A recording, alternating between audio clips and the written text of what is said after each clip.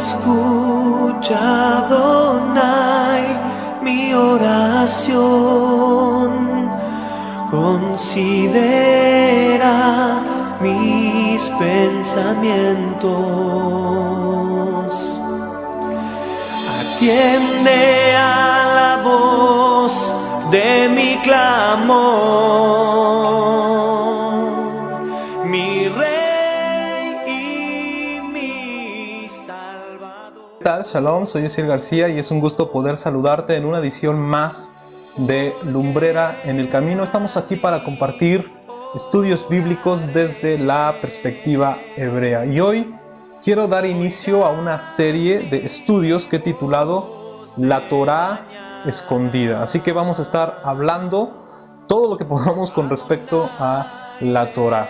Por lo tanto, va a ser necesario que en este primer capítulo y a manera de introducción definamos qué es Torá o qué significa la palabra Torá. Sabiendo de antemano que esta palabra no está en el vocabulario de los cristianos. De hecho, cuando se escucha hablar acerca de la Torá, se presume que es un asunto que solo le corresponde a los judíos y que esto no tiene nada que ver ya con el cristianismo. Sin embargo, quiero decirte que esta palabra hebrea Torá está traducida al español en todas las Biblias cristianas con el vocablo ley.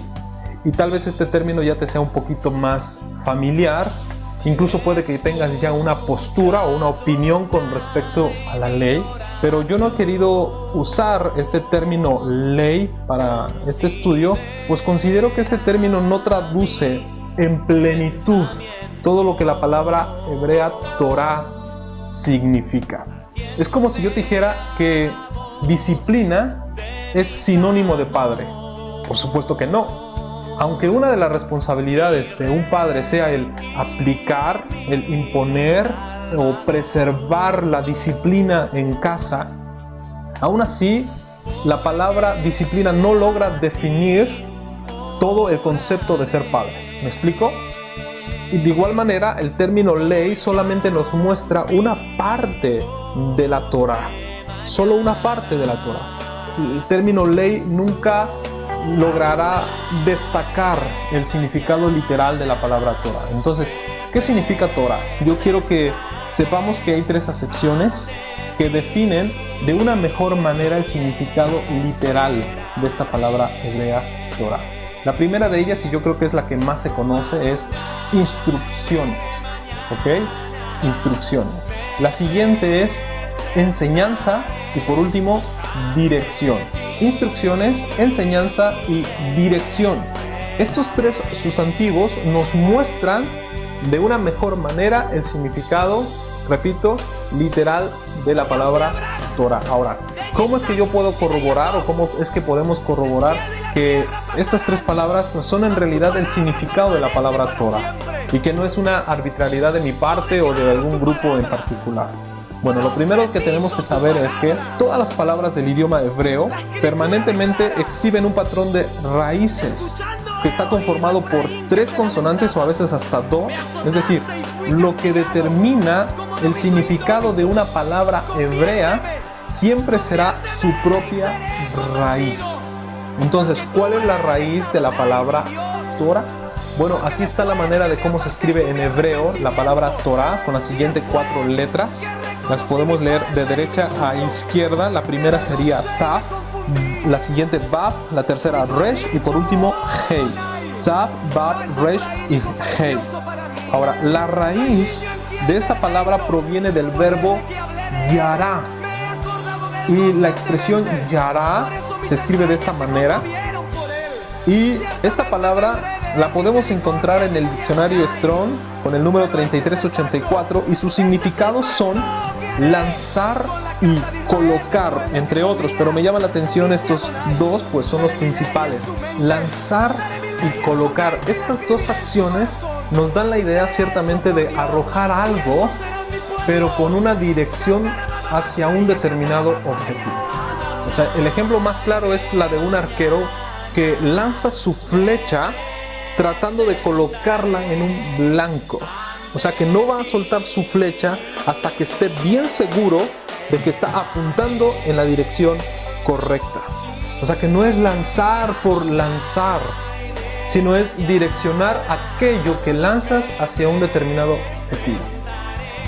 Así que si tú tienes el blanco de este lado y tú empiezas a lanzar flechas en otras direcciones a lo loco, no se está aplicando el verbo yará. Y es interesante que este verbo es el que determina el significado de la palabra Torah.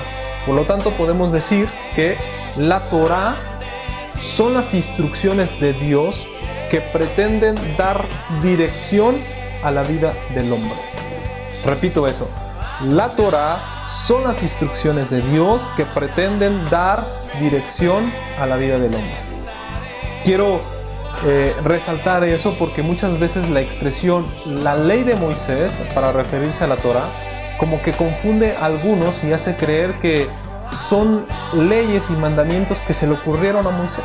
Y no, es Dios el que le dictó estas instrucciones a Moisés.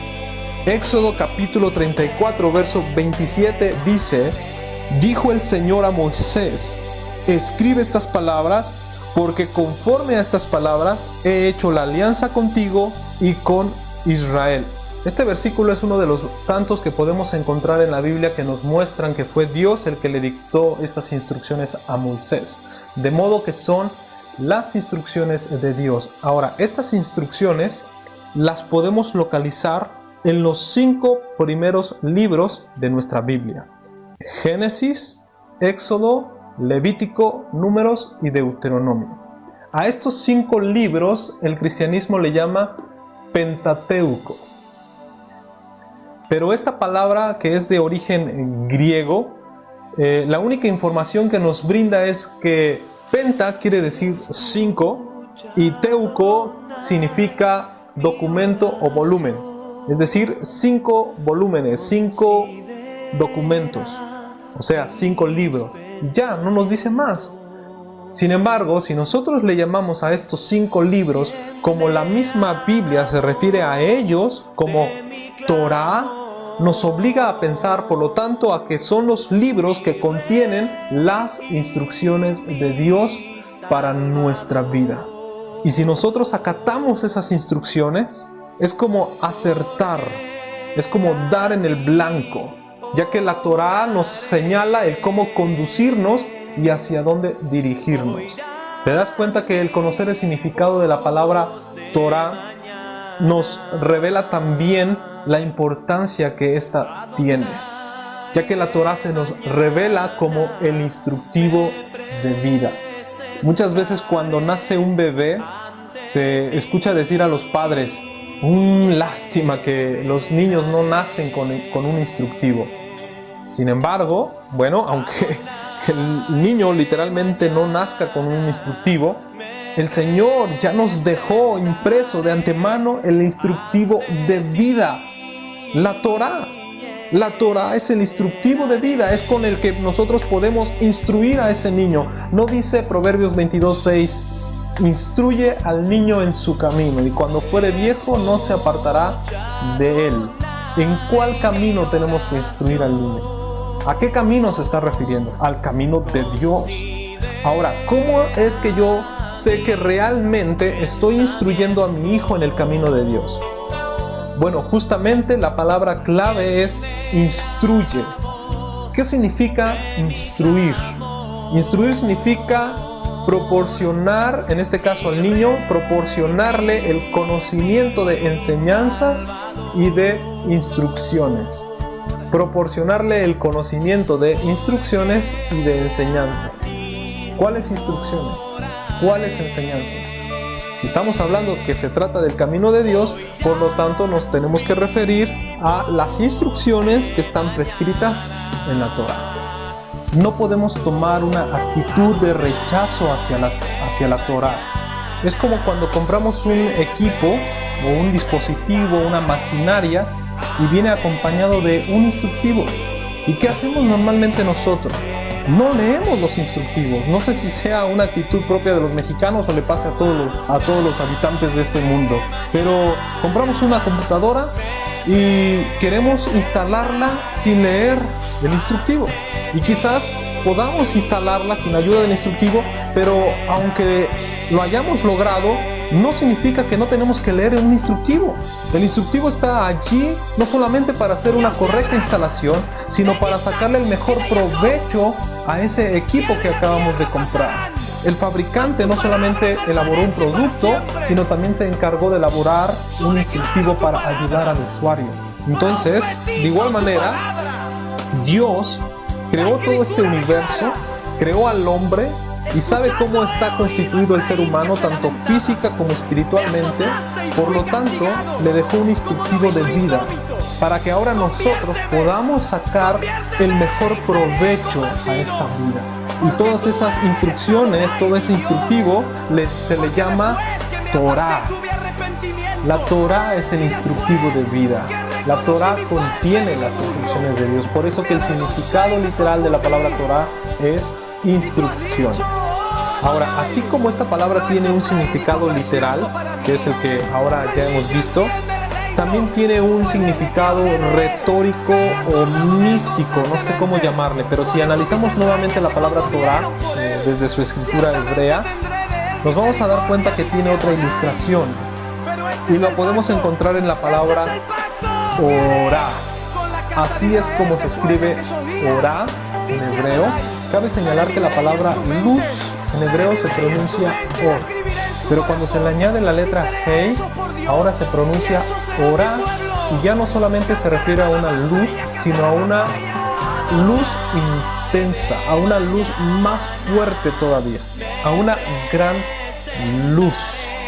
Y la letra Hei es la que marca la diferencia para que pase de ser de una simple luz a una luz mayor.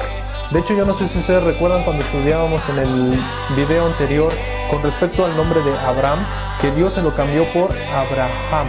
Lo único que sucedió fue que se le añadió la letra Hei a su nombre y con esto se amplió la promesa en cuanto a su descendencia que Dios le estaba dando a conocer. Y es que la letra Hei normalmente tiende a engrandecer o magnificar el significado de la raíz. En este caso, en el término luz, que es en hebreo Or, y ahora con la letra Hei, Orá, hace referencia a una luz intensa, a una gran luz, a una luz total.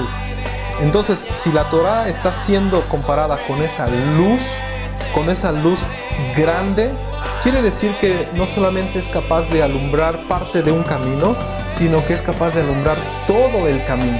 La Torah no solamente es capaz de alumbrar parte de mi vida, sino que es capaz de alumbrar toda mi vida. ¿Qué hace la luz? ¿Cuál es la función de la luz? Bueno, ya dijimos que es alumbrar, pero básicamente es combatir las tinieblas o disipar la oscuridad. Eso es lo que hace la luz. Cuando uno transita un camino que está completamente oscuro y que ni siquiera tenemos una lámpara con que alumbrarnos, ese camino se vuelve peligroso, se vuelve incluso hasta tenebroso, porque no sabemos hacia dónde dirigirnos, no sabemos si hay que dar vueltas o no sabemos si hay algo en el camino en el que podamos tropezar. De hecho, lo mejor sería quedarse parados porque no sabemos qué es lo que el camino nos depara. Por lo tanto, cuando un camino está alumbrado, ese camino se vuelve confiable, seguro. Entonces, cuando yo medito en la Torah, cuando yo escudriño la Torah y me dejo guiar por las instrucciones de la Torah, podemos estar confiados, podemos estar seguros porque sabemos hacia dónde vamos. De hecho, el apóstol Pedro habla en su segunda carta, en el capítulo 1, versículo 19, al respecto de la Torah como una palabra segura. Dice: tenemos también la palabra profética más segura, a la cual hacéis bien en estar atentos como a una antorcha que alumbra un lugar oscuro, hasta que el día esclarezca y el lucero de la mañana salga en vuestros corazones. ¿A qué palabra profética se estaba refiriendo el apóstol Pedro? Por supuesto que a la Torah.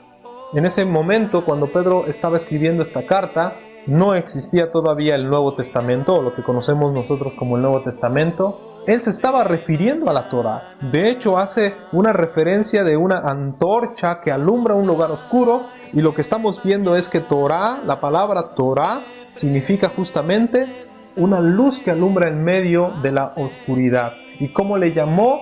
Una palabra profética más segura, en el cual hacemos bien estar atentos. ¿Te das cuenta entonces que es importante estar atentos a las instrucciones de la Torá? Cuando el Señor le dio esta luz, esta Torá al pueblo de Israel a través de Moisés, era con la intención de que sus vidas fueran alumbradas con ese conocimiento, y que no solamente fueran alumbradas sus vidas, sino que ahora Israel tenía la responsabilidad de alumbrar a todas las naciones. En el capítulo 49 del profeta Isaías nos vamos a dar cuenta de la responsabilidad que tenía el pueblo de Israel de ser luz a todas las naciones. ¿En qué momento el Señor le delegó esa responsabilidad? En el momento que le dio la Torá.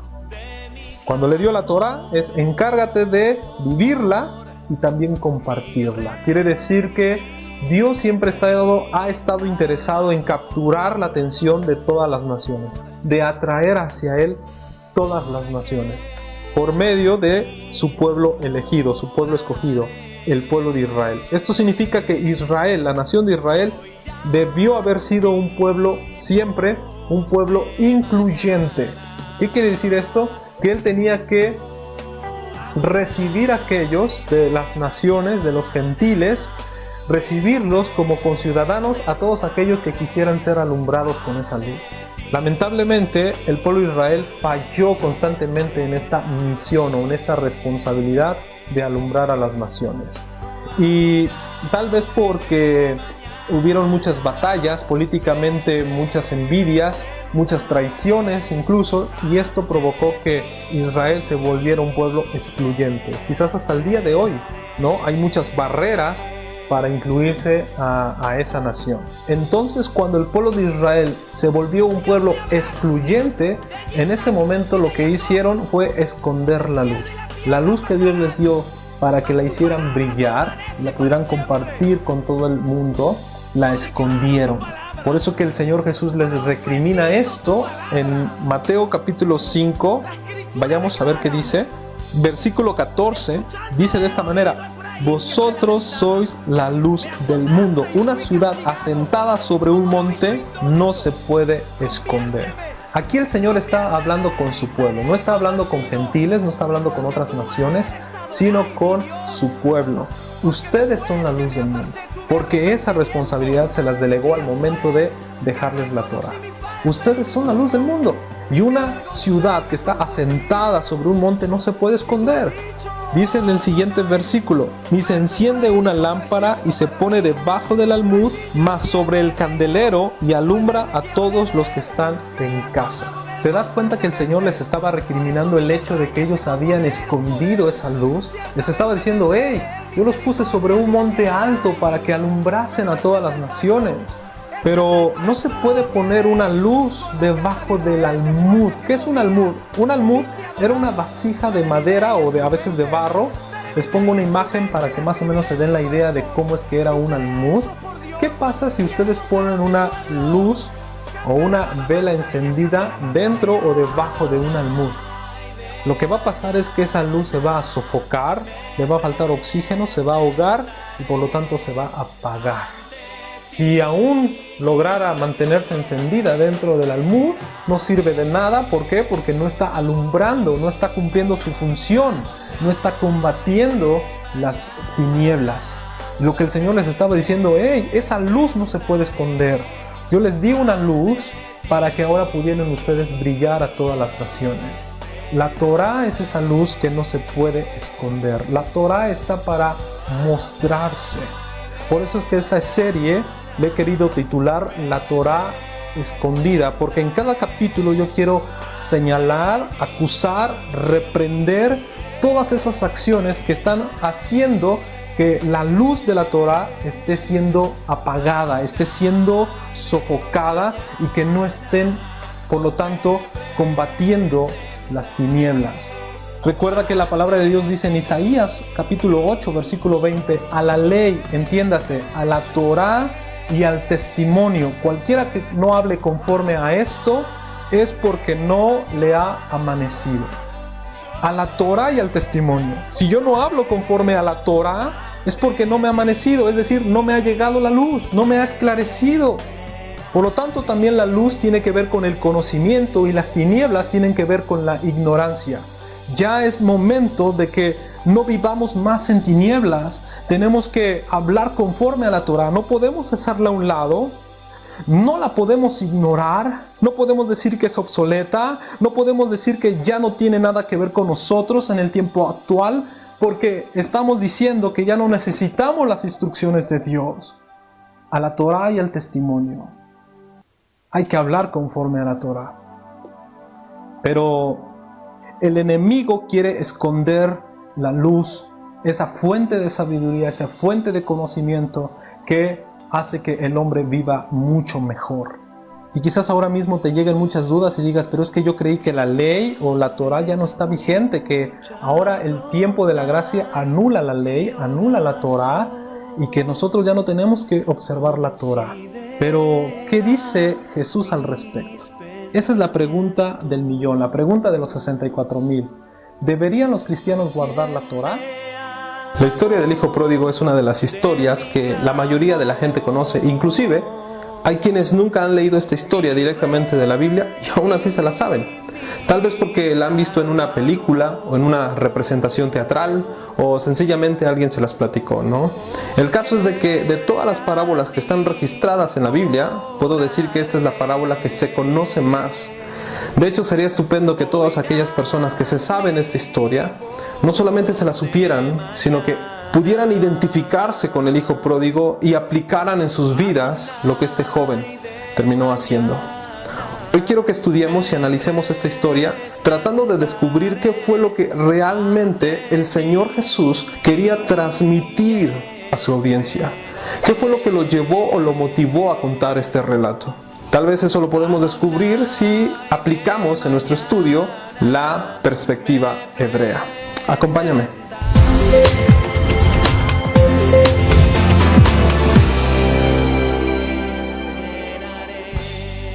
En el Evangelio de Lucas, capítulo 15, del versículo 11 al 32, podrás encontrar la parábola del hijo pródigo. En la primera oportunidad que tengas, por favor, lee esta historia directamente de la Biblia. Yo simplemente a grandes rasgos te cuento que había un hombre que tenía 2 hijos. Asimismo tenía una hacienda muy grande, con muchas riquezas y muchos siervos. Esto nos hace pensar que aquellos 2 jóvenes, hijos de aquel hombre, vivían súper cómodos en ese lugar. Todo estaba a su disposición, pero también ellos tenían que respetar la autoridad de su papá. Y tal vez esto empezó a incomodar un poquito al hijo menor, que un día, fastidiado de seguir reglas y leyes, decide pedirle a su padre la parte de la herencia que le corresponde para irse a vivir a un lugar muy lejano. Ya no quería saber nada del padre, nada de la casa, nada de la familia. Esto es algo muy extraño porque es una manera atípica de recibir una herencia. El joven se anticipa, no espera a recibir la herencia de una manera natural. Esto nos habla de que el joven mostró rebeldía y debió haber sido un momento muy doloroso para el padre. Porque en otras palabras lo que el hijo le estaba diciendo, hey, yo ya quiero disfrutar de la herencia y no veo que te mueras, ¿no? Sin embargo, el padre, lleno de bondad, y al no querer dejarlo desamparado, le da la parte de la herencia que le tocaba.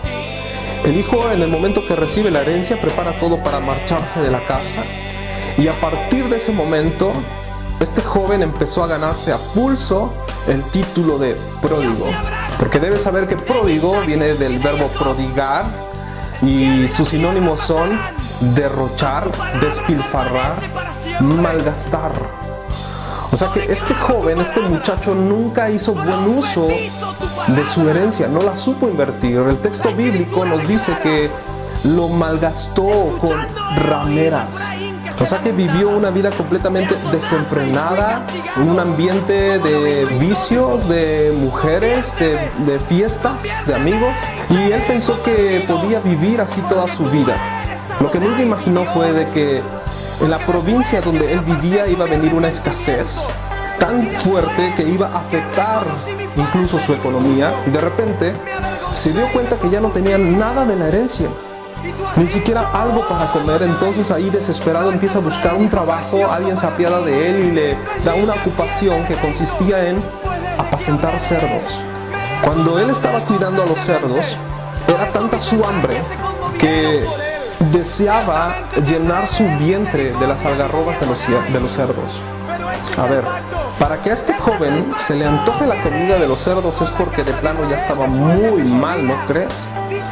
O sea, su condición era completamente deplorable. Era una condición similar a la de un cerdo, porque él estaba dispuesto a comer ya lo que sea. Los cerdos no tienen papilas gustativas, no desarrollaron bien esta forma de identificar los sabores. Entonces le das comida echada a perder o desperdicio y aún así se lo comen. El joven estaba en esa condición. Es entonces cuando dice la Biblia que, volviendo en sí, reacciona y dice: pero ¿qué estoy haciendo aquí? ¿Cómo es que me voy a pelear con un cerdo por comida, cuando en la casa de mi padre hay abundancia de pan y aún los jornaleros comen dignamente de ese pan? Me voy a levantar, voy a confesar mi pecado, voy a ir delante de mi padre y le voy a decir que me dé la oportunidad, aunque sea, de trabajar como uno de sus jornaleros. Sé que no merezco ser llamado su hijo. Y en ese momento él se levanta de aquel lugar y emprende un viaje muy largo de regreso a casa. Cuando él se va acercando a su casa, completamente debilitado por el hambre y por la caminata tan larga, se encontraba realmente mugroso, desalineado, maloliente. Y él se va acercando a su casa, alza la mirada y se sorprende cuando ve que en la puerta de su casa, de lo que había sido su casa, estaba su papá esperándolo. Y es que el padre todos los días se asomaba a la puerta para ver si su hijo en aquel día decidía regresar. Y ese día había llegado.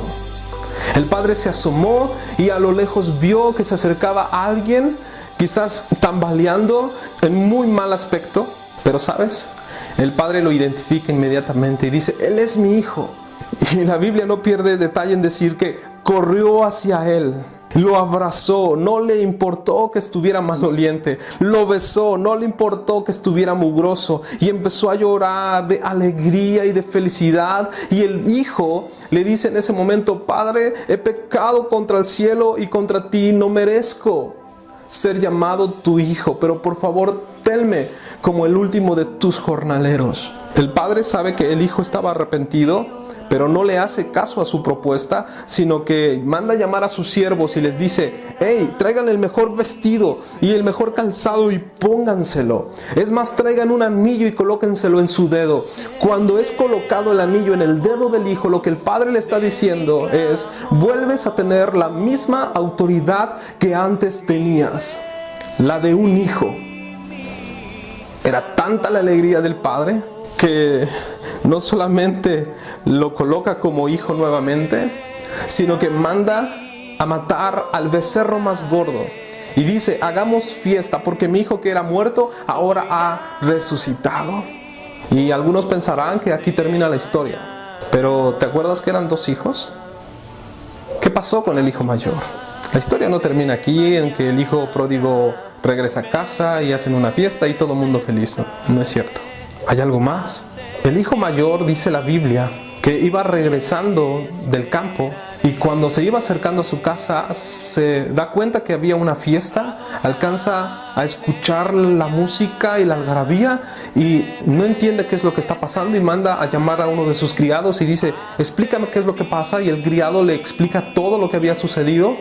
Entonces el hijo mayor, muy molesto, muy enojado, va con el padre y le reclama y le dice: ¿qué está pasando aquí? El padre, al verlo, le dice: mira, hijo, tu hermano ha regresado, por favor entra a la fiesta, vamos a gozarnos. Y él dijo: no me hables de fiestas. Mi hermano se gastó toda su herencia y ahora de buenas a primeras aparece y le haces una fiesta. A mí, dijo él, o sea que estaba muy celoso, porque dijo: a mí nunca me has hecho una fiesta. Nunca has matado un cabrito y lo has compartido conmigo. Sí que estaba celoso. El hijo pensó que su padre estaba siendo injusto. Sin embargo, el padre le dice: mira, hijo, tratando de aplacar su ira, sus celos, tú me has tenido siempre a mí y todo lo que tengo es tuyo. Pero ponte a pensar en esto: mi hijo, que estaba muerto, que lo consideraba muerto, ha resucitado. ¿No crees que sea digno de celebrar una fiesta? Y es entonces donde el Señor Jesús pone punto final, ahora sí, a este relato. Yo sé que esta historia siempre se nos ha presentado de una manera muy particular, donde se nos invita a reflexionar sobre nuestros actos, pensar qué estamos haciendo con nuestra vida, si es que nos hemos alejado de Dios. Por lo tanto, se nos motiva a regresar a Él, pedirle perdón y de esa manera reconciliarnos. Quiero decir que no estoy peleado con esa interpretación.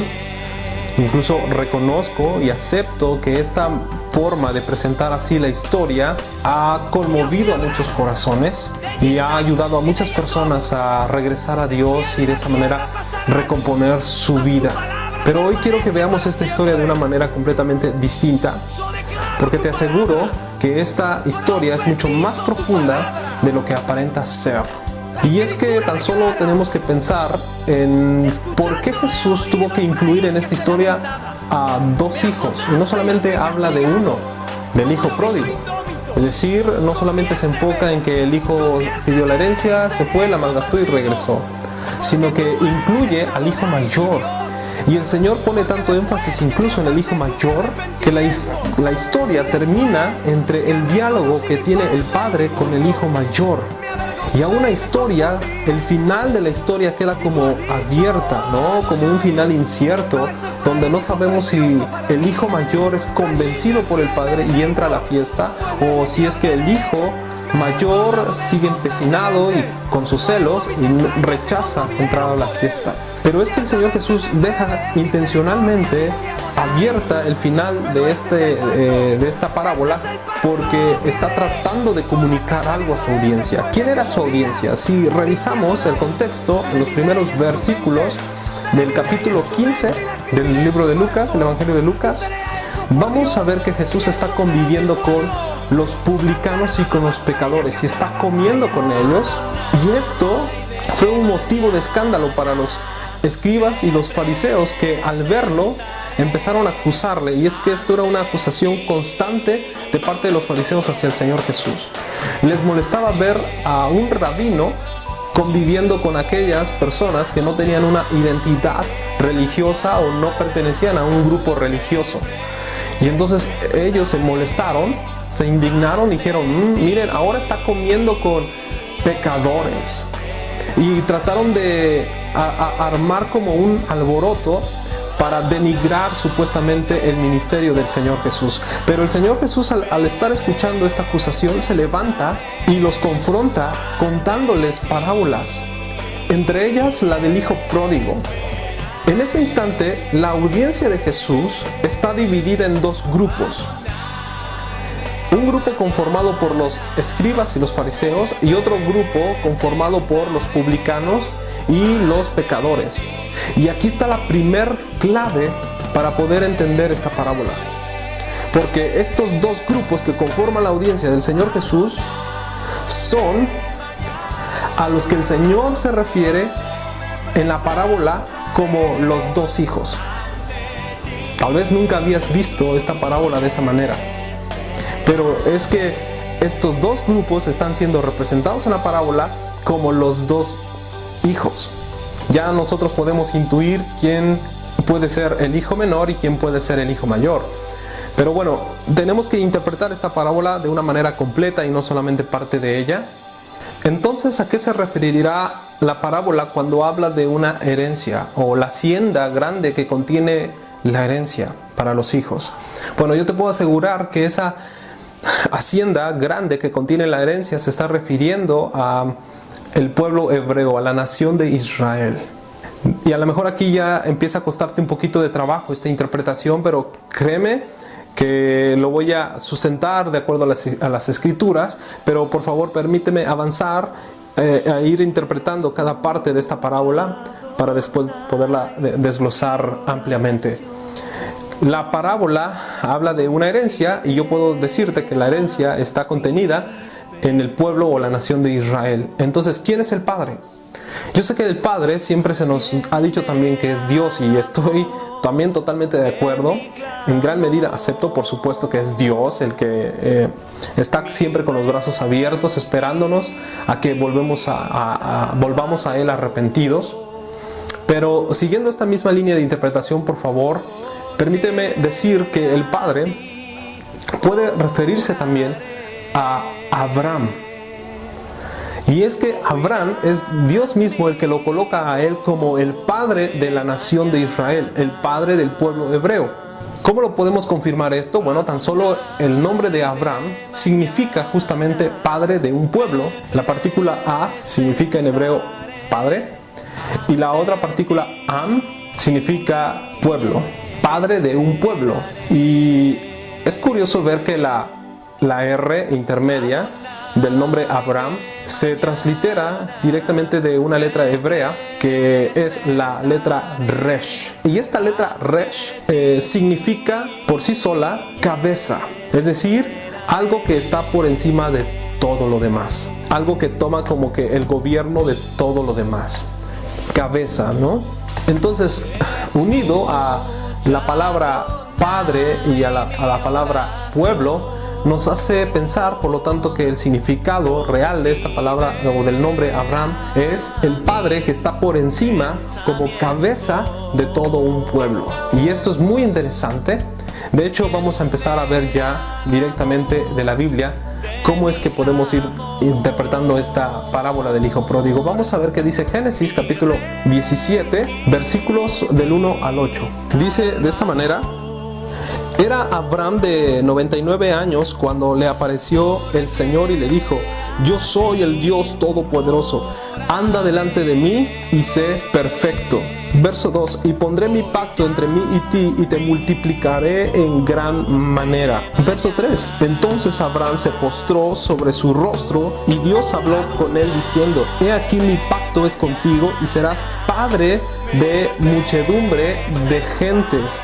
Y esta expresión se confirma en el versículo siguiente diciendo: Y no se llamará más tu nombre Abraham, sino que será tu nombre Abraham, porque te he puesto por padre de muchedumbre de gentes. Y aquí está una promesa que el Señor le está diciendo al padre Abraham, que primero su significado era padre de un pueblo, pero al añadirle la letra Hei en hebreo, que se extiende como Abraham, hace referencia de que ese pueblo va a estar conformado por una muchedumbre de gentes. O sea, va a ser un pueblo incontable, ¿no? ¿Ok? Numeroso. Entonces ahí empieza ya lo interesante de este tema, porque quiero que veamos ahora qué dice el siguiente versículo. Y te multiplicaré en gran manera, y haré naciones de ti, y reyes saldrán de ti. Versículo 7 dice: Estableceré mi pacto entre mí y ti, y tu descendencia después de ti en sus generaciones, por pacto perpetuo, para ser tu Dios y el de tu descendencia después de ti. El siguiente versículo es muy importante también que le pongamos mucha atención, porque aquí también hay una clave muy importante para entender la parábola del hijo pródigo. ¿Sale? Dice: Y te daré a ti y a tu descendencia después de ti la tierra en la que moras, toda la tierra de Canaán en heredad perpetua, y seré el Dios de ellos. En este versículo ya podemos establecer claramente una conexión con la parábola del hijo pródigo. En la parábola hay un padre, hay dos hijos y hay una herencia. En el capítulo 17 de Génesis vemos que hay un padre, hay muchos hijos y también hay una herencia. ¿Te das cuenta? Hay una tierra que es dada por heredad a los hijos o a los descendientes de aquel padre llamado Abraham. Te preguntarás cómo es que en la parábola hay dos hijos y en el Génesis capítulo 17 hay muchos hijos. Bueno, tenemos que recordar que de Abraham nace Isaac, de Isaac nace Jacob, bueno, también nace Esaú, pero sabemos que la primogenitura recae sobre Jacob, que también fue llamado Israel, ¿no? De él nacen 12 hijos y uno de ellos es llamado José, también es muy conocido como José el soñador. Él fue a parar a Egipto porque fue vendido por sus hermanos. No voy a entrar en detalles ni voy a abundar en la historia, pero sabemos que él, estando en Egipto, se hace grande, se hace el segundo de Faraón, porque interpreta el sueño de Faraón. ¿Se acuerdan? Las 7 vacas gordas y 7 vacas flacas. Bueno, no quiero entrar en detalles, aunque estoy siendo tentado. Esta historia es bellísima, pero lo que quiero decir es de que José, estando él ahí en Egipto, tiene 2 hijos, uno llamado Manasés y otro llamado Efraín. Cuando sus hermanos se encuentran con José, porque ellos fueron buscando alimento en Egipto, debido a que Egipto logró almacenar alimento para enfrentar los años de escasez debido a ese sueño del faraón, entonces José tuvo la oportunidad de reencontrarse con su familia, reencontrarse con su padre. Y cuando se reencuentra con ellos y con su padre, al ver a sus nietos, al ver a Efraín y al ver a Manasés, se goza, que dice: mira, yo pensé que estabas muerto y ahora el Señor me permite no solamente verte a ti, sino conocer a mis nietos.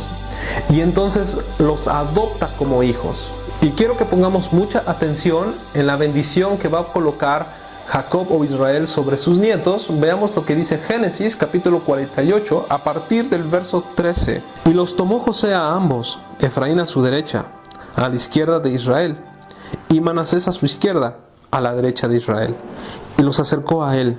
Verso 14. Entonces Israel extendió su mano derecha y la puso sobre la cabeza de Efraín, que era el menor, y su mano izquierda sobre la cabeza de Manasés, colocando así sus manos adrede, aunque Manasés era el primogénito. En esta imagen que yo te muestro, quiero que veas de una manera ilustrada cómo es que Jacob cruza sus manos para colocar la bendición. Dice la Biblia que lo hizo así de manera intencional, aunque Efraín era el menor y la mano derecha tenía que ir sobre el mayor, es decir, sobre Manasés. Jacob la pone sobre Efraín y su mano izquierda sobre la cabeza de Manasés, cruzando así las manos y colocando así de manera intencional las manos para bendecirlos.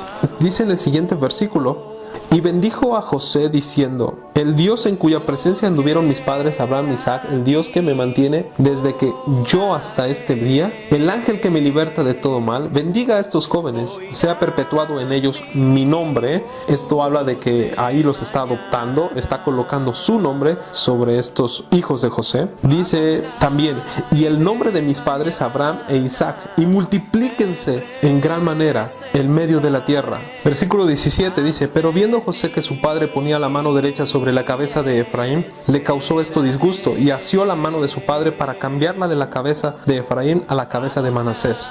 Y dijo José a su padre: no así, padre mío, porque este es el primogénito, pon tu mano derecha sobre su cabeza.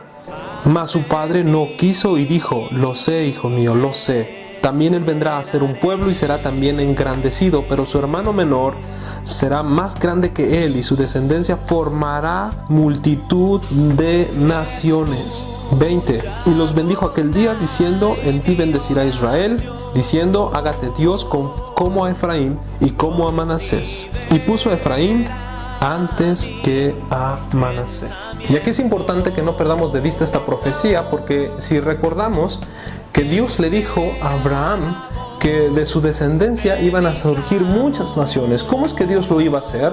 Bueno, ahora ya lo vemos claramente en la profecía que Jacob le da a su nieto Efraín. De esa línea es como iban a surgir muchas naciones e iban a poblar toda la tierra. ¿Cómo y cuándo sucede esto? Bueno, ahora nos vamos hasta el primer libro de Reyes, capítulo 11, versículo 11. Y dijo el Señor a Salomón: por cuanto ha habido esto en ti, y no has guardado mi pacto y mis estatutos que yo te mandé, romperé de ti el reino y lo entregaré a tu siervo.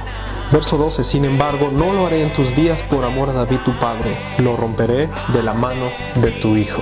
¿Qué es lo que está pasando aquí? Ya había pasado mucho tiempo después de esas profecías que acabamos de leer, y nos encontramos en la época de los reyes, propiamente en el reinado de Salomón. Un Salomón ya anciano, que ya había permitido mucha idolatría. Por lo tanto, el Señor se había disgustado con él y lo sentencia. Le dice que su reino iba a ser dividido. pero que por amor a su padre David no lo iba a hacer en sus días, es decir, que Salomón no lo iba a contemplar, pero por la culpa de él, el reino de Israel iba a ser dividido, pero que lo iba a hacer en los días de su hijo. ¿Quién era su hijo o quién fue su hijo? Roboam. ¿Qué pasó con Roboam? Vayamos a ver qué dice Primero de Reyes, capítulo 12, verso 15. Y no oyó el rey al pueblo, refiriéndose a Roboam, porque era designio del Señor para confirmar la palabra del Señor que había hablado por medio de Ahías Silonita a Jeroboam, hijo de Nabat. Aquí vemos cómo es que Dios está detrás de toda esta historia. Permite que Roboam se llene de soberbia, porque el Señor estaba planeando justamente dividir ya el reino en su tiempo, en el tiempo de Roboam, hijo de Salomón. Y entonces el Señor previamente le había anunciado justamente a Jeroboam, hijo de Nabat. Le había dicho: tú vas a ser el rey de las otras tribus, ¿no?, que voy a dividir. Si leemos el versículo 16 nos vamos a dar cuenta del momento exacto donde ocurre la ruptura del reino de Israel, aquello que Dios le había advertido a Salomón que iba a hacer. Dice: cuando todo el pueblo vio que el rey no les había oído, le respondió estas palabras diciendo: ¿qué parte tenemos nosotros con David? No tenemos heredad en el hijo de Isaí. Israel, a tus tiendas. Provee ahora en tu casa, David. Entonces Israel se fue a sus tiendas. ¿Qué es lo que está pasando aquí? Si tú puedes leer otras versiones bíblicas de este versículo, te vas a dar cuenta que el pueblo de Israel está diciendo a Roboam, el rey, algo así como: si no nos escuchas, si no atiendes nuestras peticiones, entonces no tenemos por qué compartir la herencia contigo. Toma la parte que te corresponde y nosotros tomaremos nuestra parte. Nos vamos. Por eso es que en el versículo siguiente dice la Biblia que Roboam solamente pudo reinar sobre las ciudades de Judá. Y esto comprende a la tribu de Judá y a la tribu de Benjamín. A ese reino que estaba en el sur se le llamó el reino de la casa de Judá. Aunque eran dos tribus, se le llamó así porque en Judá estaba la cabecera, que era Jerusalén, donde estaba el templo, y Judá, por lo tanto, le daba cobertura a Benjamín. Y las otras 10 tribus restantes que estaban en el norte se le llamó Israel, el pueblo de Israel, por ser mayoría. A partir de ese momento, únicamente a ellos se les llamó el pueblo de Israel, o también la casa de Efraín, debido a que el rey Jeroboam, el rey que reinó sobre esas 10 tribus, era descendiente de la tribu de Efraín. Aquí podemos ya pensar inmediatamente que estas dos casas son los dos hijos de la historia del hijo pródigo. ¿No fue lo que hizo el hijo pródigo? No quería compartir más la herencia con su hermano, por eso es que fue y se la pidió a su padre. Por lo tanto, Jeroboam se divide, separa el reino y él empieza a hacer uso a su manera y a su forma la herencia que a ellos le correspondía. Pero por supuesto que no le duró mucho el gusto, porque Dios le advierte lo que iba a pasar o lo que Dios pretendía hacer con esas 10 tribus. Vamos a ver qué dice el capítulo 14 en el versículo 15 del mismo libro de Primero de Reyes. El Señor sacudirá a Israel. Aquí cuando dice a Israel ya podemos saber que solamente se está refiriendo a las 10 tribus del norte, puesto que también se lo está diciendo a Jeroboam. Al modo que la caña se agita en las aguas, y él arrancará a Israel de esta buena tierra que había dado a sus padres, y los esparcirá más allá del Éufrates, por cuanto han hecho sus imágenes de acera, enojando al Señor. Y esto es lo que el Señor le dice a Jeroboam que va a hacer con las 10 tribus que a él le tocaron, que los va a arrancar de la tierra, aquella tierra que recibieron por heredad de sus padres, por cuanto se contaminaron con los ídolos. Podemos decir una vez más, Efraín es el hijo pródigo que no sabe darle buen uso a su herencia. Porque ¿en qué gastó el hijo pródigo su herencia? El texto nos dice que fue en rameras, y es interesante saber que la Biblia siempre compara el adulterio y la fornicación con la idolatría. El hijo pródigo lo gastó en fornicaciones y Efraín justamente gastó su herencia en la fornicación con los ídolos. Por lo tanto, el Señor dijo: te voy a quitar tu herencia, te la voy a desaparecer y te voy a esparcir por toda la tierra. Y así sucedió. 200 años después de esta ruptura, llegaron los asirios, los conquistaron, los hicieron sus siervos, y a muchos de ellos los esparcieron por toda la tierra. Y aquí justamente podemos ver también cómo es que el Señor está ejecutando perfectamente sus planes. Aquella profecía que Jacob le dijo a Efraín, ¿te acuerdas? Al cruzar sus manos, le dijo a Efraín que él iba a multiplicarse por toda la tierra. Y es que es sorprendente, porque Dios le había dicho justamente eso a Abraham: de tu simiente y van a salir pueblos, y van a salir naciones, y van a salir reyes. ¿Cómo es que esto iba a suceder? De un solo pueblo iban a surgir muchos otros pueblos. Bueno, pues justamente fue a través de la línea de Efraín. Y cuando el Señor le dice a Abraham que en su simiente iban a ser benditas todas las naciones de la tierra, era algo literal, porque la palabra simiente en hebreo se dice será, que tiene que ver con el semen, es decir, la simiente biológica de Abraham iba a ser diseminada por toda la tierra, en todos los continentes, y de esa manera el mundo iba a ser bendecido a través de esa simiente. Así que si tú me estás mirando y tú has creído en Jesucristo, te puedo garantizar y te puedo decir que tú eres un descendiente biológico de Abraham. No estoy hablando ahora de algo místico. Yo sé que muchas veces se dice: sí, somos hijos de Abraham por la fe, hablando de una fe muy abstracta. No, yo estoy hablando literalmente. Tú eres un descendiente biológico de Abraham. Y te lo puedo asegurar porque dijo el apóstol Pablo a los Gálatas: si vosotros sois de Cristo, ciertamente linaje de Abraham sois. A ver, lo que Pablo está diciendo es que si tú has sido rescatado por Cristo, ahora eres salvo por Él, le perteneces a Él, ten por seguro que eres un descendiente biológico de Abraham. A ver, no está diciendo hijo de Abraham por la fe, hablando de una fe mística, abstracta. No está hablando de hijos espirituales. No. La palabra que aparece allí para referirse al linaje de Abraham, esa palabra de linaje en griego es esperma. Nosotros tenemos la palabra de ese origen, espermatozoide, que no es lo mismo que semen, o la palabra será en hebreo. Tu descendencia, tu semen estará esparcido por toda la tierra. Así que si el Señor Jesucristo puso sus ojos en ti, es porque Él no le ha perdido el rastro a esa semilla, a esa simiente biológica del padre Abraham, al cual el Señor lo puso como cabeza, como padre principal de todo el pueblo y la nación hebrea. Por eso es que con toda franqueza te puedo decir que Cristo es mío y yo soy de Él. Y de esa manera puedo asegurarte que soy también descendiente biológico de Abraham.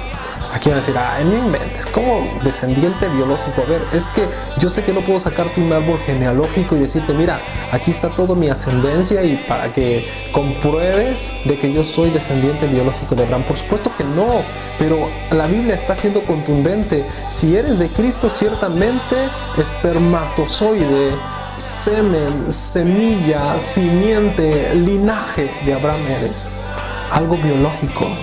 No algo místico, no solamente algo espiritual, biológico. Por eso es que cuando Jesús vino, Él mismo dijo en las parábolas que Él había venido por lo que se había perdido. ¿Y qué es lo que se había perdido? Las 10 tribus del norte fueron los que se habían perdido. El hijo pródigo, el hijo que malgastó su herencia y se fue y se perdió. Él vino a atraer al hijo pródigo. Él es el que está atrayendo al hijo pródigo. Y eso es lo que el Señor declara en su palabra en Jeremías capítulo 31 versículo 20. Por favor, leamos este versículo. En este versículo es Dios hablando acerca de ese hijo que se fue de la casa, que pidió la herencia para irse a vivir a un lugar muy lejos. ¿No es Efraín hijo precioso para mí? ¿No es un niño en quien me deleito? Pues desde que hablé de él, algunas otras versiones dice, aunque hable en contra de él, me he acordado de él constantemente. Por eso mis entrañas se conmovieron por él.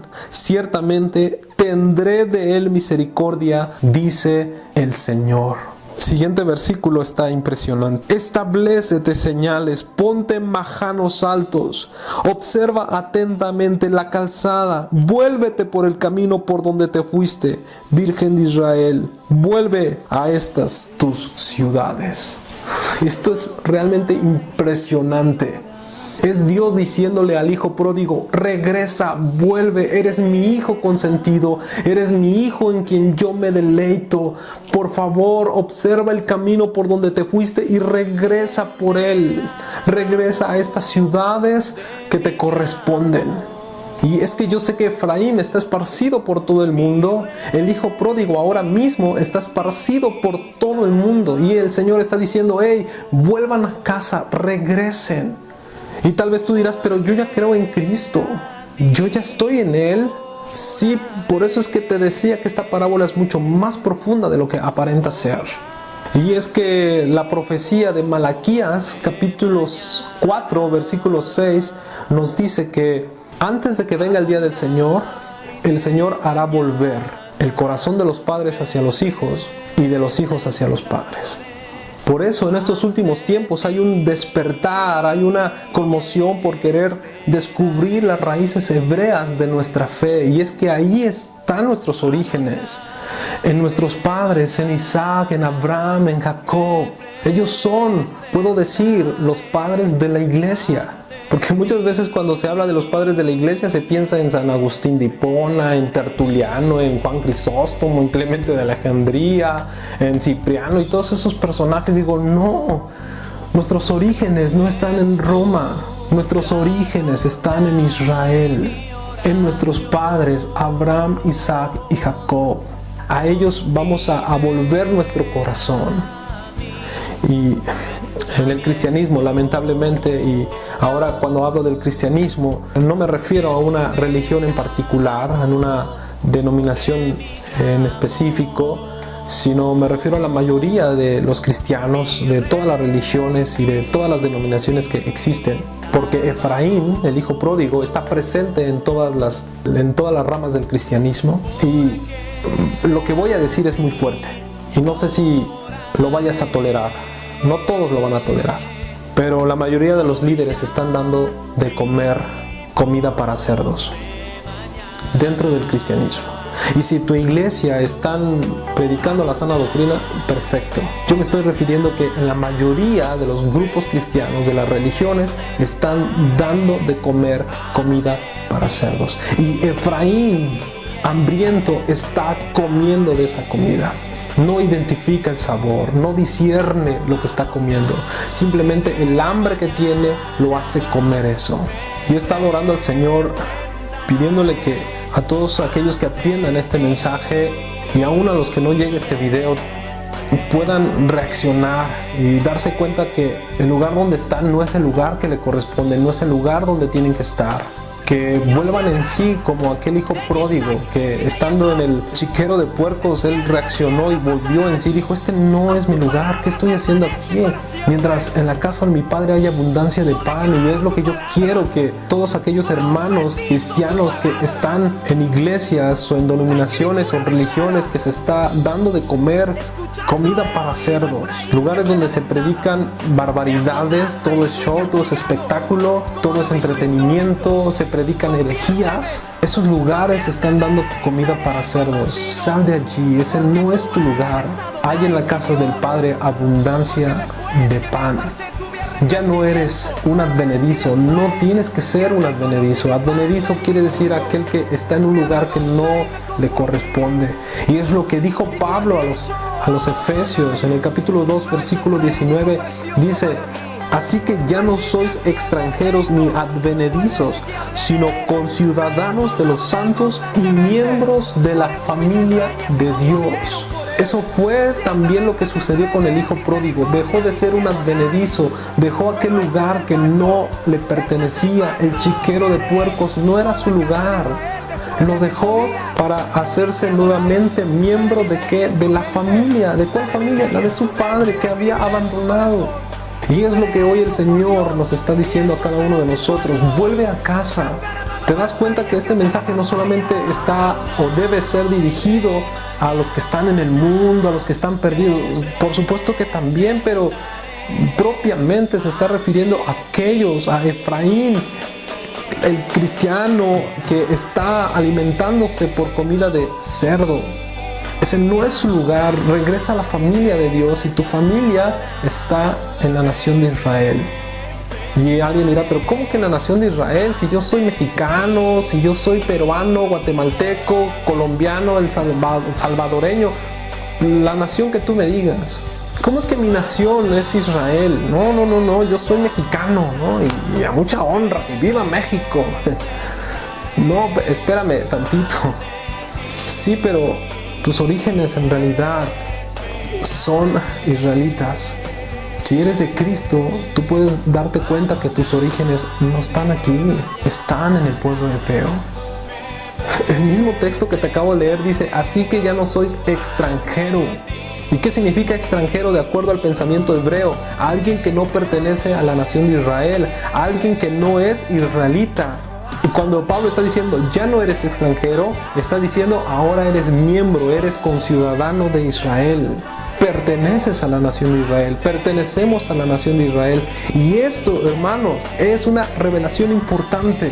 Porque yo sé que a lo mejor tú me estarás diciendo: no, yo ya estoy en el camino de Dios, yo ya me arrepentí. A ver, dice la parábola del hijo pródigo que cuando el hijo volvió al padre, el padre hizo una fiesta. Y es lo que el mismo Señor Jesús estaba diciendo, que cuando un pecador se arrepiente, hay fiesta. ¿Dónde? En los cielos. Por un pecador que se arrepiente, hay fiesta en los cielos. Así que cuando tú te arrepentiste, y si fue genuino tu arrepentimiento, y estás siendo parte de la familia de Dios, entonces debe haber una fiesta, ¿cierto? Y tú puedes decir: no, el Señor hizo fiesta en los cielos. Correcto, ok. Pero ¿qué pasó en la fiesta que hizo el Padre con respecto a su hijo que había regresado? Eso fue un motivo de celos para el hijo mayor, porque recuerda que en la historia hay dos hijos. ¿Y quién es el hijo mayor? Si Efraín es el hijo menor, el hijo pródigo, Judá es el hijo mayor. Judá es el que se quedó en casa. Si ya dijimos que Efraín está presente en todo el cristianismo, por lo tanto la casa de Judá es la que se quedó en casa, y ellos son actualmente los judíos. Ellos son los de la casa de Judá. Ellos son el hermano mayor. ¿Qué pasó con el hermano mayor en la parábola? No fue movido a celos porque el hijo estaba regresando para tomar una herencia. ¿Por qué digo esto? Porque si el cristianismo, como lo llevas o como lo llevamos, está provocando a celos a la casa de Judá, está provocando a celos a nuestro hermano mayor, quiere decir entonces que el Señor sí está haciendo una fiesta digna de nuestro arrepentimiento, que está provocando a celos. Eso es lo que dice Romanos 11:11, que el Señor ha permitido el tropiezo de ellos, es decir, no es que hayan tropezado, ha permitido que ellos en parte estén rechazando al Señor, para que nosotros como gentiles, como de otras naciones, tengamos entrada. ¿A dónde? A la nación de Israel. Y dice justamente el texto: para provocarles a celos. Lamentablemente, como llevamos nuestro cristianismo, no está provocando a celos a Israel, no está provocando a celos a la nación, a los judíos. ¿Por qué? Porque el cristianismo dice que no, nosotros tenemos nuestra herencia y ellos tienen su herencia. Es lo que dijo Efraín. Eso fue lo que dijo Israel a la casa de Judá cuando se separó. Tú tu parte y yo mi parte, y cada quien su parte. Cada quien la parte de la herencia que le corresponde. Tú encárgate de lo tuyo, que yo me voy a encargar de lo mío. Y eso es lo que dice el cristianismo, ¿no es cierto? El cristianismo dice: las promesas que Dios le dio a los judíos son para los judíos, y las promesas que Dios le dio a la iglesia es para la iglesia. ¡Fum! Separados. Entonces el hermano mayor, que es casa de Judá, dice: pues está bien, tú tu parte, yo mi parte.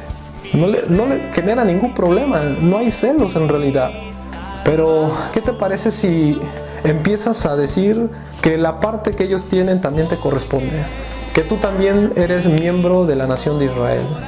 Y empiezas a indagar sobre las raíces hebreas de tu fe. Y empiezas a decir que también eres descendiente biológico de Abraham. No solamente espiritual o de fe mística, no. Biológicamente. ¿Qué va a pasar? Vas a ver cómo es que se ponen celosos los de la casa de Judá, los judíos.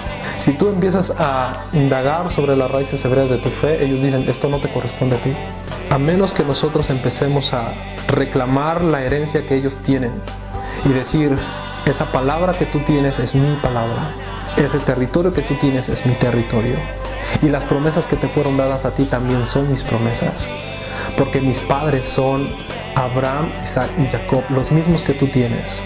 Son los mismos padres, y las promesas y la herencia que le fue dada a nuestros padres nos toca también a nosotros. Y vas a ver cómo es que se empiezan a poner súper celosos. Así que volvamos a nuestra fe original. Y no te estoy hablando de judaísmo, no te estoy diciendo que ahora tenemos que imitar lo que hacen los de la casa de Judá, los judíos, el hermano mayor.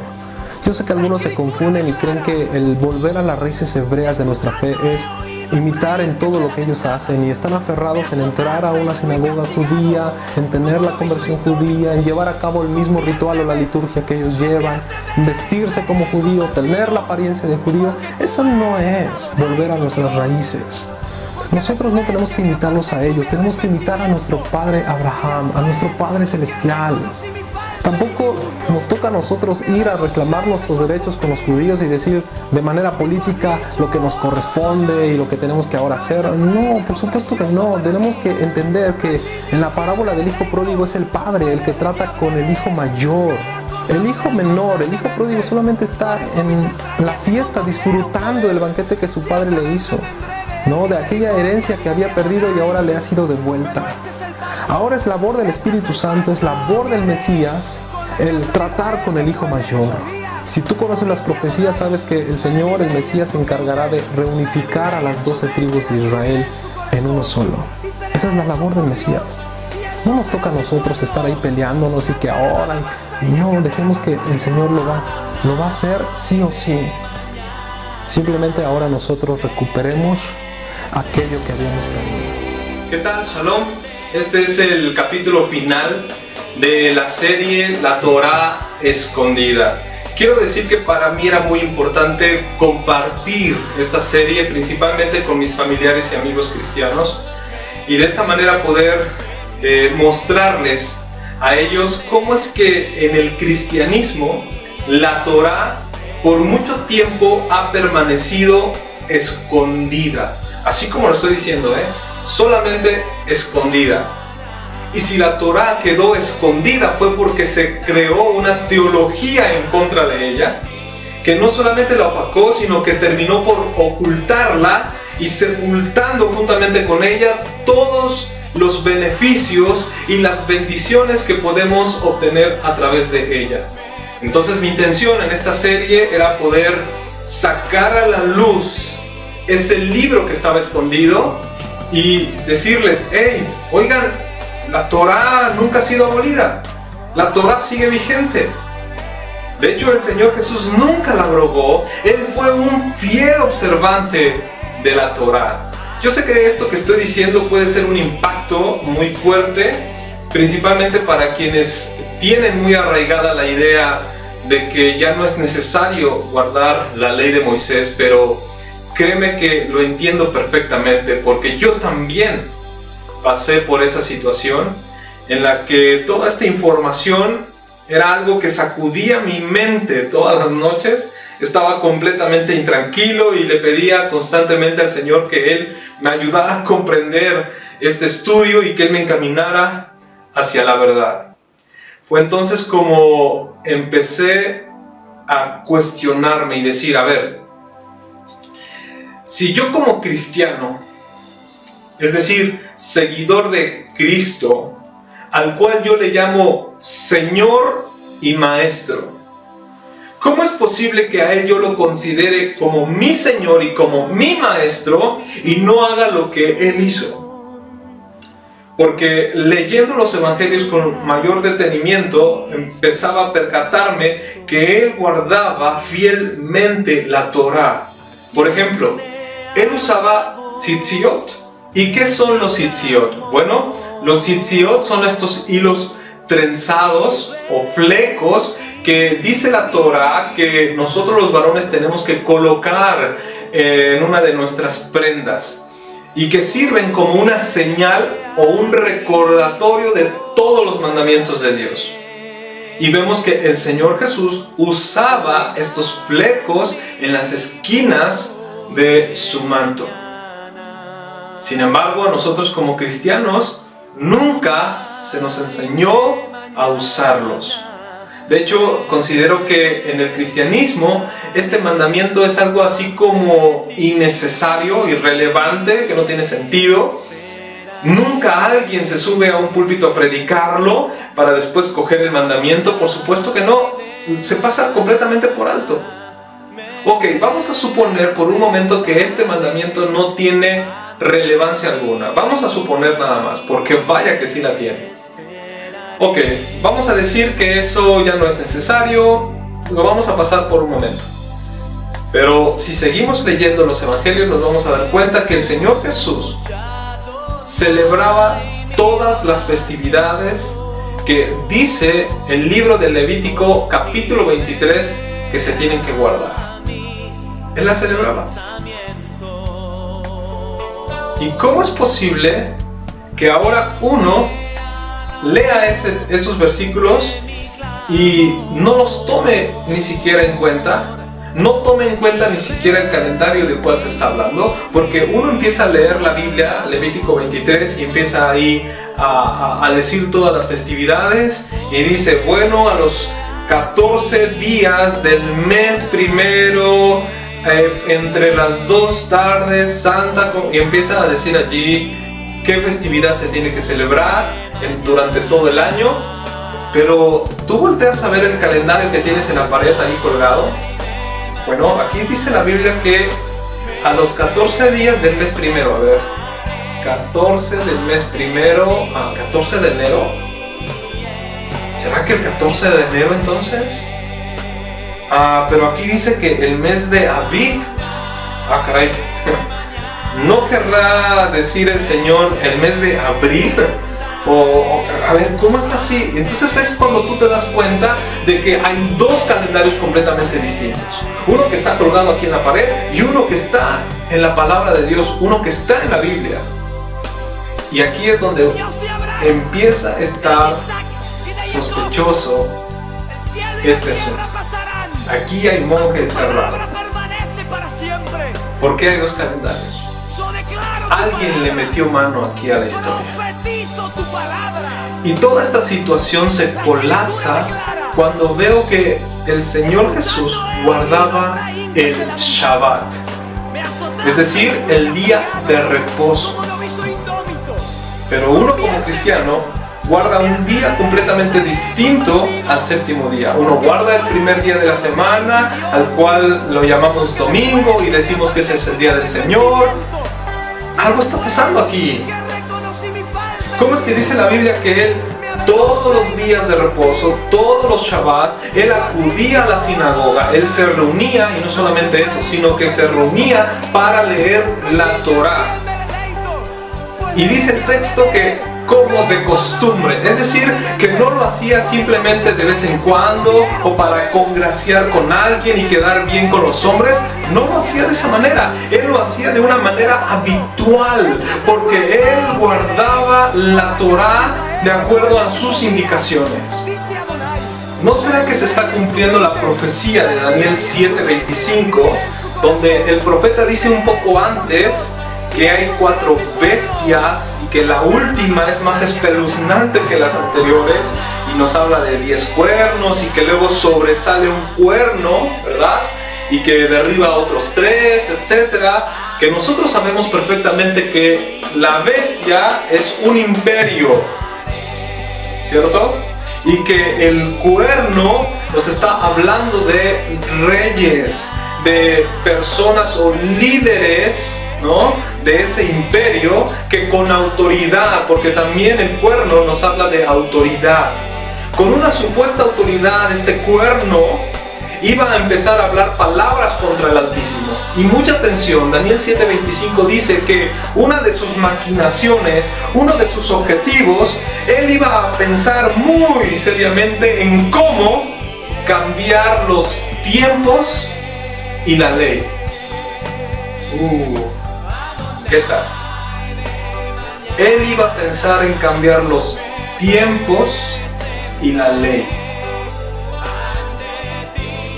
Y hay que prestar atención porque esa palabra tiempos que aparece en ese versículo en hebreo es la palabra moadim, y que tiene que ver propiamente con las festividades que el Señor invita o cita en Levítico capítulo 23. ¿Qué tal? Entonces ya podemos empezar a deducir quién es ese imperio que te dijo que ya no tenías que guardar el calendario bíblico, sino que ahora tenías que guardar este calendario. El gregoriano. Gregoriano. ¿De dónde viene esa palabra gregoriano? ¿No será del Papa Gregorio? ¿No te suena? O sea que hay un papa, hay un líder de un imperio que te dice, este calendario ya no, y ahora este sí. Y son todas estas festividades. Y ahora son estos días que hay que guardar, y ahora son estos días que hay que observar. ¿Cómo? ¿Y nosotros nos estamos sujetando a eso? ¿Cómo así? Todo está más que claro. Hay un imperio que nos removió el calendario, nos removió la Torá con toda la intención y de manera deliberada, y aún así nosotros dijimos amén. Increíblemente. Y mucho más porque a pesar de que yo tenía frente a mí toda esta información e investigaba al respecto, con todo eso yo me seguía resistiendo y decía, no, pero es que ¿qué va a pasar, no? Mi estatus como cristiano. ¿Qué van a decir mis padres? ¿Qué van a decir mis hermanos, la iglesia? ¿Qué va a pasar, no? Mi reputación de obrero o colaborador del ministerio, y todo esto se complicaba hasta que me di cuenta de una cosa, que la verdad o el descubrir la verdad, lo único que me puede pasar es quedar libre. Y lo supe cuando me topé con una historia en la Biblia, que cuando la leí, supe perfectamente que era Dios hablando a mi vida. Era el Señor tratando directamente conmigo. Esa historia, quiero decirte que me llenó de luz. Era una luz tan intensa, tan fuerte, que puedo decir que me pasó algo así como el apóstol Pablo. Me tumbó de mi caballo. Porque yo estaba montado en mi orgullo, montado en mi estatus, montado en mis supuestas convicciones, montado en mi sana doctrina. No, de aquí nadie me mueve, estoy firme. Pero esa luz, ese conocimiento que el Señor me mostró en esta historia, hizo que me tumbara de todas esas cosas en las cuales yo iba montado. La historia que hoy te quiero compartir, dice la Biblia que había un niño, era un príncipe, hijo de un rey. Por lo tanto era un principito, ¿no? No es la historia que nos cuentan popularmente en la escuela. Este es otro principito, ¿ok? Que dice la Biblia que quedó huérfano, ya que su padre, rey de Judá, fue traicionado y en una emboscada le provocaron la muerte. Este rey murió a los 24 años, muy joven. Por lo tanto, su hijo mayor, el heredero al trono, quedó huérfano a los 8 años. Y si uno escucha esta historia así sin saberla del todo, uno como que de pronto pensaría, pero qué tristeza, qué lamentable situación, ¿no? Pobrecito del niño, quedó huérfano. Qué injusticia, Dios, ¿por qué lo permites? ¿No? Cosas por el estilo. Pero si tú sabes los antecedentes de esta historia, sabrás perfectamente que lo mejor que le pudo haber pasado a ese niño fue que su padre muriera. Porque dice la Biblia que Amón, rey de Judá, padre de este niño, era un hombre perverso, malvado, idólatra.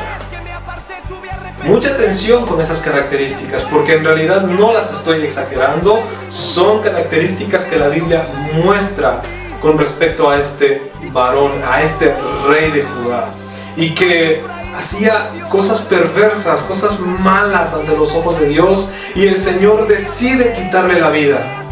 De hecho, muere muy joven, a los 24 años, y esto provoca que el heredero del trono sea apenas un niño de 8 años de edad. Y quizás ya sabrás que te estoy hablando de Josías.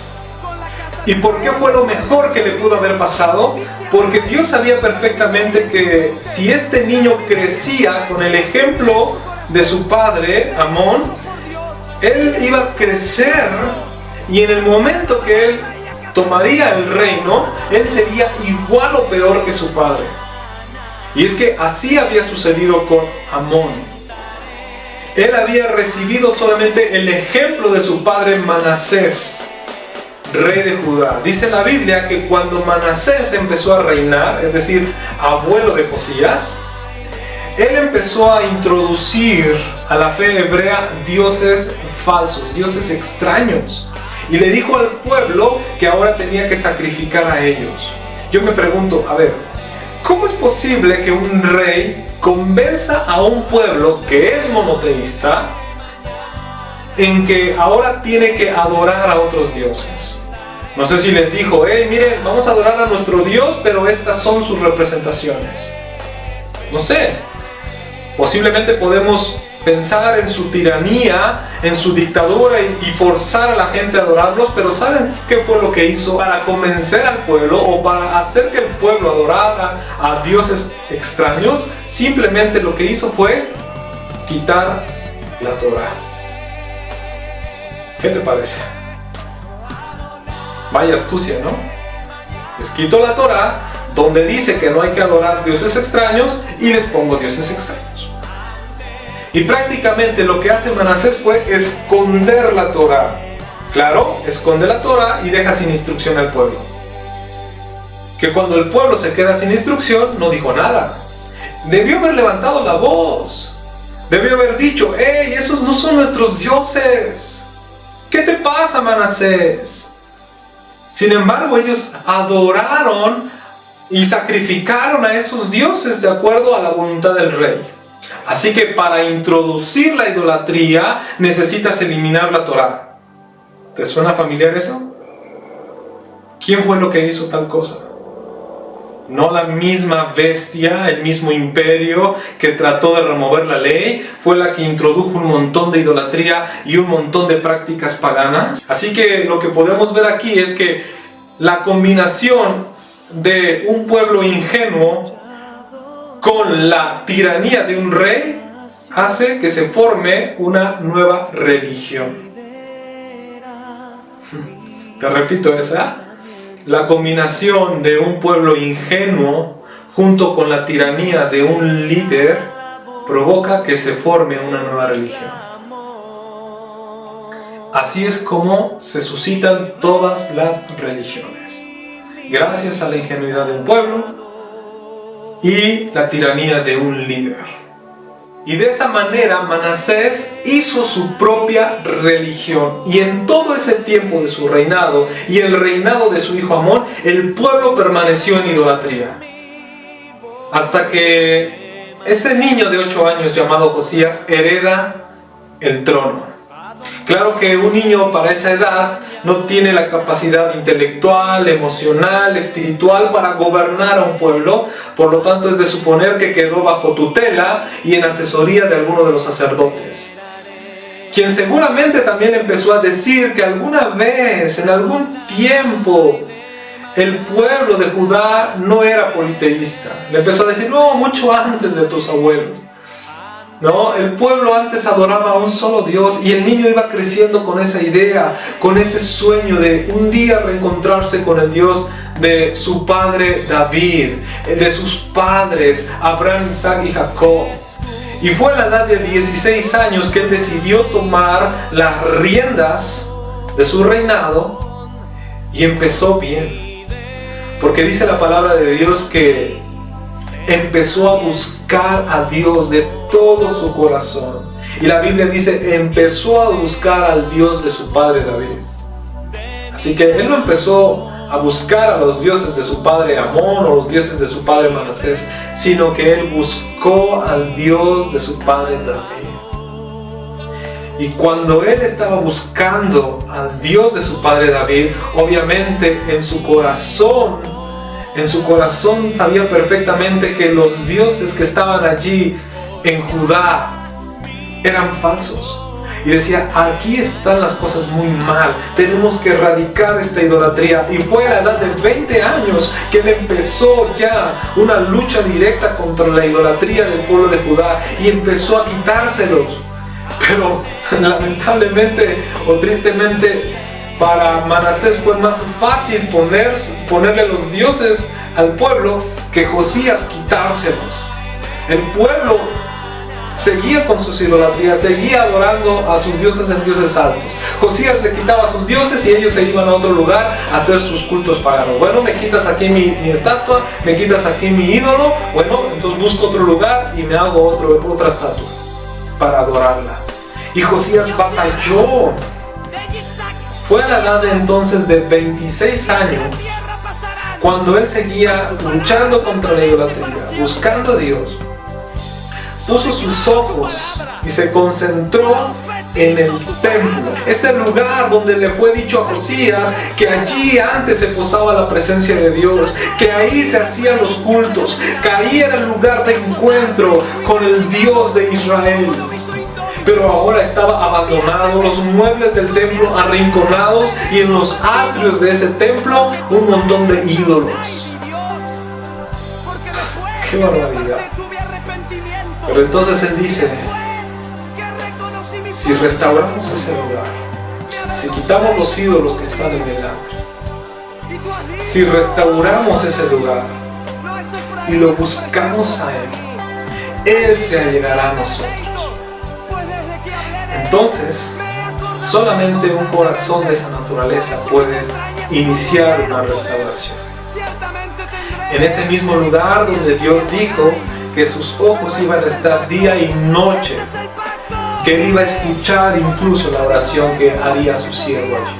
Entonces Josías inicia la restauración y recoge dinero del pueblo y lo invierte en la reparación del templo.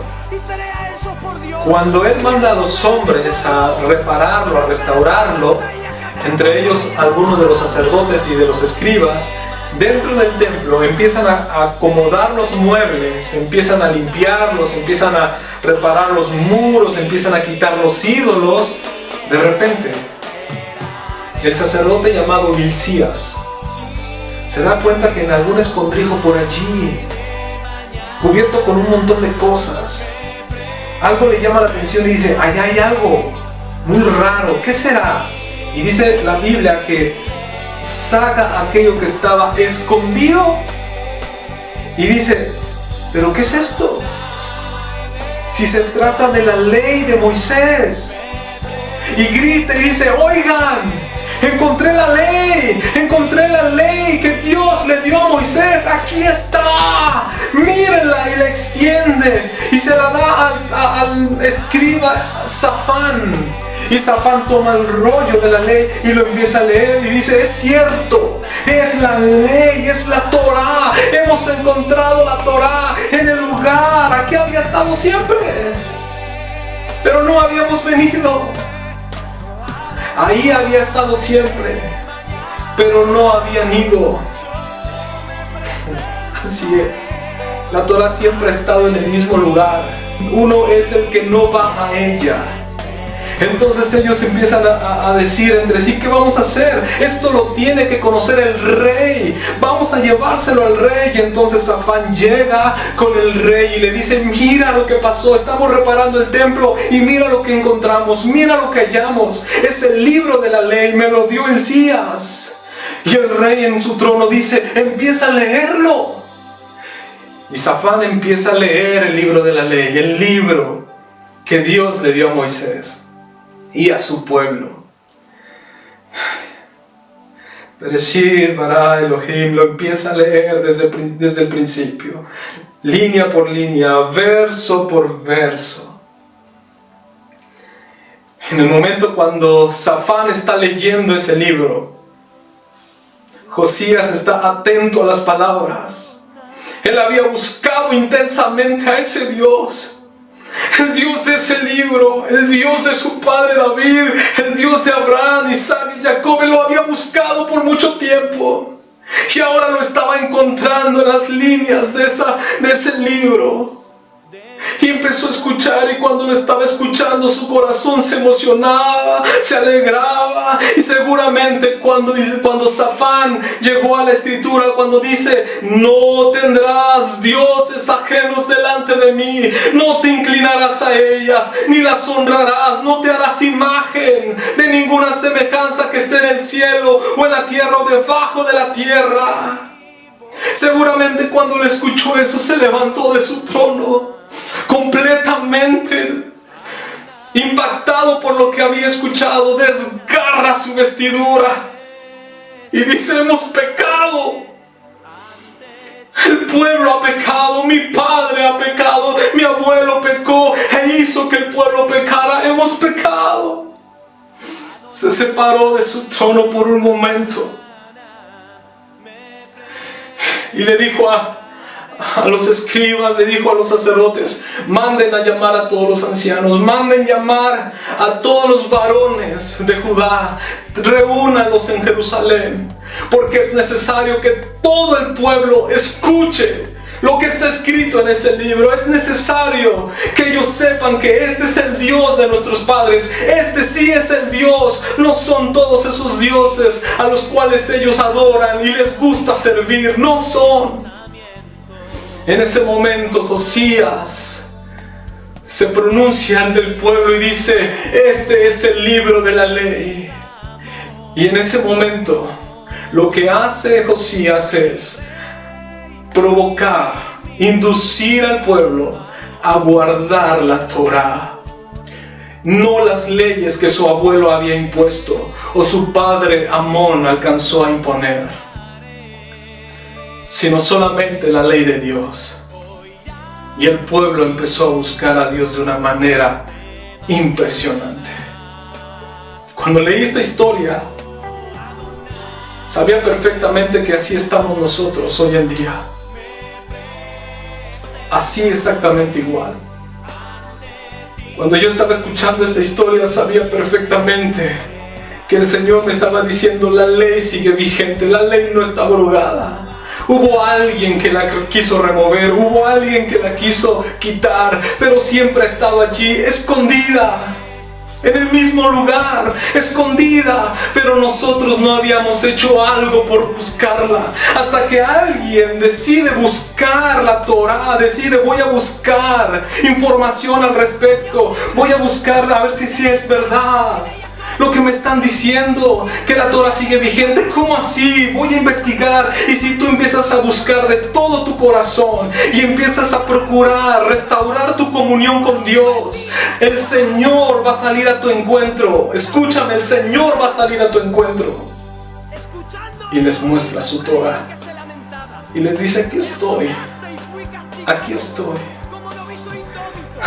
Cuando empezaba a leer la Torah, cuando empezaba a ver cada línea de la Torah, igual que Josías, mi corazón se removía, mi corazón empezaba a temblar y decía: hemos pecado, mi padre ha pecado, mi madre ha pecado. Yo no he pecado. Toda la iglesia vive pecado porque no queremos obedecer su Torah. Si ahí está, si ahí lo dice, ¿por qué le cambiamos? ¿Por qué le modificamos? ¿Por qué le añadimos? ¿Por qué le quitamos a su Torah? Yo pensaba removerme en mi corazón y decía, Señor, y desgarrar como Josías su vestidura. Yo desgarraba mi corazón y decía, Señor, gracias, porque encontré tu Torah, ya no está escondida para mí. Y ahora quiero compartirla, por eso el motivo de poner una cámara enfrente de mí y empezar a hablar, porque el compartir algo que está en mi corazón, que me llena de gozo, que me llena de alegría, que yo quisiera que todos juntos ahora procuráramos guardar cada uno de los mandamientos que están allí escritos. Mi padre, mi madre, mis hermanos, mis amigos, mis familiares, la iglesia. No me importa mi estatus ahora, no me importa mi reputación cristiana, mi ministerio cristiano, me importa que conozcas la verdad, me importa que te llegues al verdadero Dios de Israel, no el Dios romano que nos han inventado, no las fiestas romanas que se han inventado, sino las fiestas de la Torah. Los días que dice la Torah que hay que guardar, los mandamientos que dice la Torah. ¿A quién quieres tú representar en esta historia? ¿A Manasés? ¿Quieres representar a Manasés? Un hombre que hizo a un lado la ley de Dios para imponer la suya. ¿Quieres seguir imponiendo tu voluntad? ¿Quieres seguir imponiendo tus propias leyes? Solamente un hombre perverso quita la ley de Dios para imponer su propia voluntad. ¿Quieres ser como Manasés? ¿O quieres tú representar en esta historia al rey Amón, que solamente siguió el ejemplo de su padre?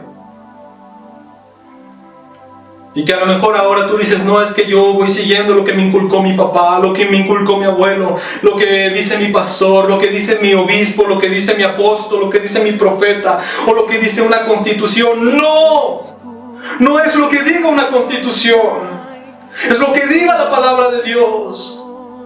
Pero es que aquí dice en el artículo tal cual, la constitución del pueblo de Dios es la Torah. Esa es la constitución, eso es lo que dicta que tenemos que hacer y lo que no tenemos que hacer. Bajémonos de nuestro caballo, dejemos que el Señor nos tumbe con su luz, con su Torah.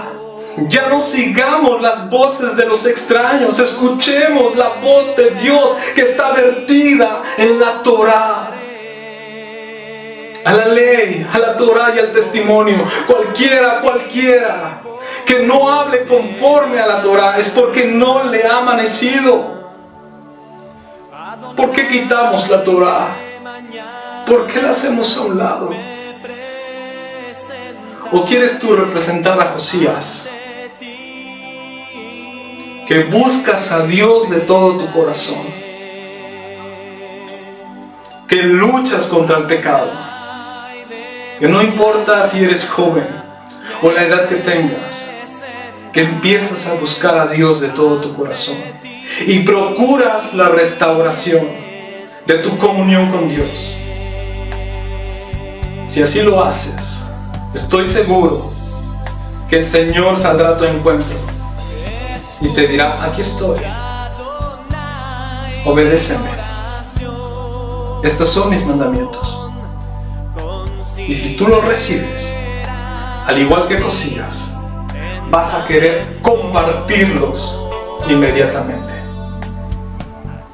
como yo quise compartirlo ahora contigo. Tú decides. Shalom.